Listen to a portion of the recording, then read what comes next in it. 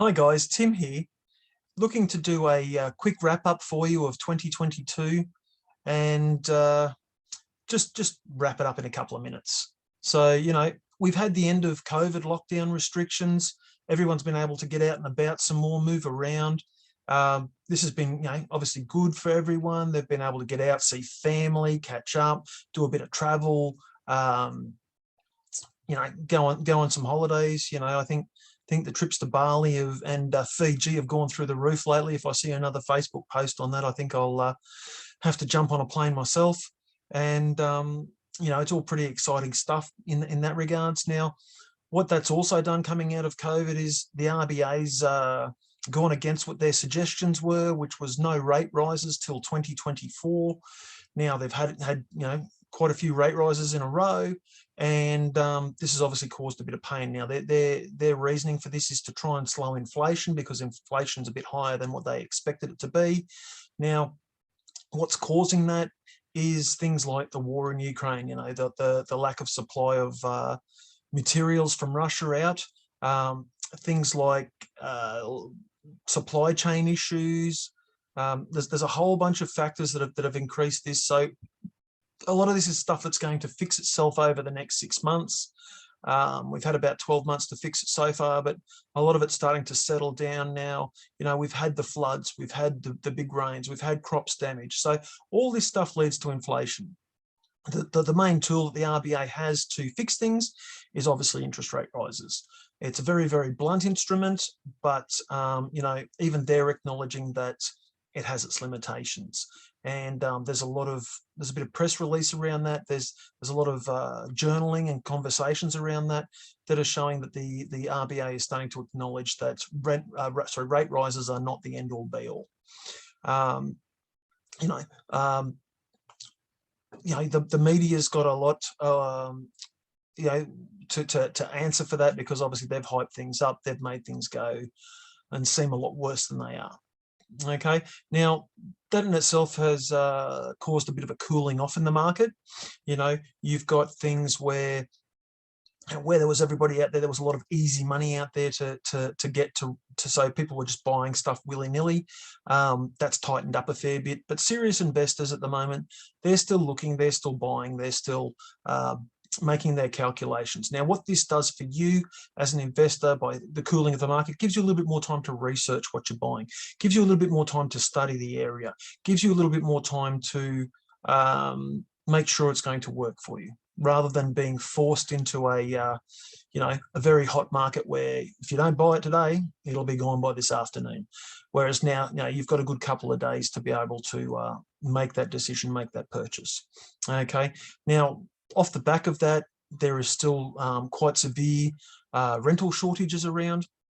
The Australian market as a whole is deemed to be about 300,000 properties short on rental availability. Now, as a national market, people might seem to think that that's not too much across the country, but when you consider the fact that there's only 127,000 properties approved for building every year by local councils, etc. There's 170,000 properties shortfall every year. Now, you think, oh, well, a couple of years we'll catch up. Well, no, we won't, because the government's looking to import another 200, 300,000 people from overseas to make up for a skills shortage. And of that 127,000 properties that are approved to be built, not all of them are getting built. Probably only about 90,000 are getting built. So if nobody else came into this country, if nobody else had a baby in this country, it would take us 3 to 4 years to catch up.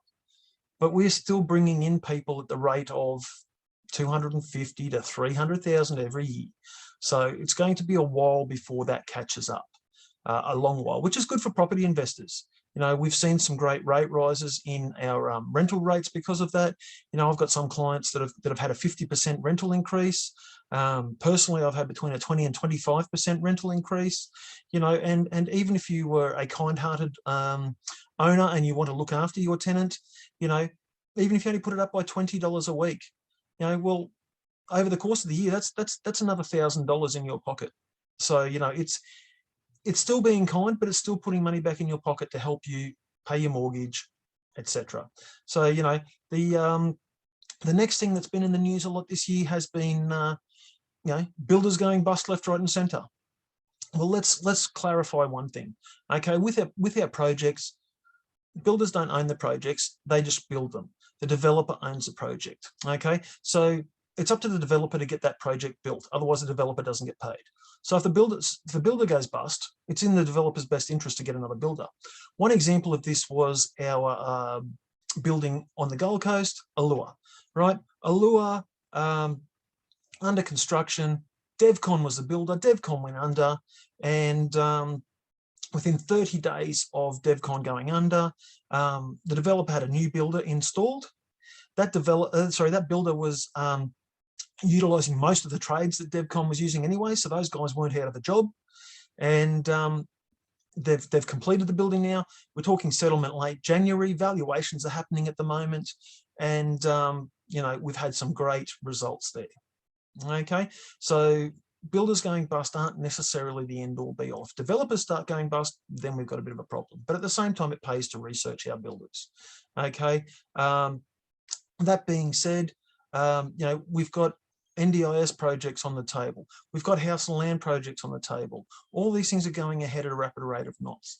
Now, as I've promised many people many times, I'm not going to recommend something that I wouldn't buy myself. So, you know, speaking of something that I bought myself, you know, on the Gold Coast, the building, as I said, Allure, it settles in January. Bank valuation 100K over purchase price. Street valuation 200K over purchase price. So, you know, we've had some great results there. I've got clients that have properties they've purchased in Melbourne, and they're due to settle in February. And those properties are already being street valued at over 100K more than what they paid for them. So again, we're having some wonderful results still off the back of that, even though the media is blasting that, oh, the market's in the toilet, the market's in the toilet. Well, this is where again, a bit of false information from the media. You know, they're taking averages. You know, you get places like Double Bay and stuff like that, where pre-pandemic they were $8 million, post-pandemic they were $28 million. How those areas, you know, for a house goes up $20 million in 2 years, I don't understand, but that's what they went up and people paid it. But that being said, now those properties have dropped back to about 12 to 15 million. So now that, you know, they've dropped such a large rate, you know, the media is just averaging that out across the whole state. And there's been enough of those sort of areas that makes it look like the state's dropped 2%, 3%. But if you look at it as a number, still the average pre-pandemic versus post-pandemic, tongue twister that one, you know, everyone is still in front. They're still in front by a good 15%. So, you know, the market goes up and down, up and down, up and down. You know, we're here for the long term. We're going to make money by buying correctly, by watching what we do, by picking our areas correctly. So, you know, more than happy to have a chat with you around that and look at moving forward. As I said, you know, we're having some great results with NDIS at the moment. You know, the banks are starting to recognise that as a valid property investment. They're starting to value them properly. They're starting to count more and more of the rent, and those rental returns are quite large moving forward. So that being said, you know, a lot of the bit of information behind the NDIS, you know, it is a fully funded scheme by the government. Your rents do go up by CPI every year, and there's predictions that this scheme is going to within the next 10 years outstrip the social services bill to the government. You know, so it's going to surpass that. It's going to be greater than that. You know, so this is quite a niche little area to get into, and obviously those that are in first, you know, get to reap the benefit for longer, and get to reap it at the right prices, because as time goes on, you'll see the NDIS prices go up, because, you know, they're effectively a commercial rental returns on a residential property. So, you know, pretty soon people will start charging commercial rates to buy those properties. So, you know, now's the time, if you can make that work, to get involved. Okay, so, you know, we're looking at that. So what's the new year going to bring? Well, January is not going to bring an interest rate rise. The RBA doesn't sit in January, so therefore there can be no rise. They don't sit till February, so you've got at least 60 days clear, worry-free for that. As I said, there's a lot of pressure now on the RBA to slow their roll and be a lot more careful with how they manage the interest rates. They're getting a lot of backlash from not only Australian citizens, but they're starting to get some backlash from the government as well. Let's don't forget, most politicians are property investors as well. So, you know, there's a lot going on there. So I don't see too many rate rises happening there, because the studies have shown that it's not really curbing the property market. It's not really curbing inflation as a whole. So, you know, they've got to rethink what they're doing. There's other ways, there's other modalities that the RBA can inflict to help control inflation. But as I said, a lot of that inflation has come off the back of COVID, and you'll find over time is starting to go down. So therefore, the RBA will be looking after you rather than taking advantage of you. So that being said, I'd like to wish everybody a Merry Christmas and a very Happy New Year, whether you're spending that with family or whether you're spending that with friends or whoever you're spending that with.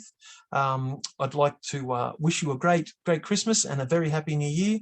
I'm available if you want to have a chat, if you want to reach out. You know, my calendar's on the website, and look, more than happy to have a chat, and look forward to talking to you all in the new year. Wishing you a Merry Christmas and a Happy New Year.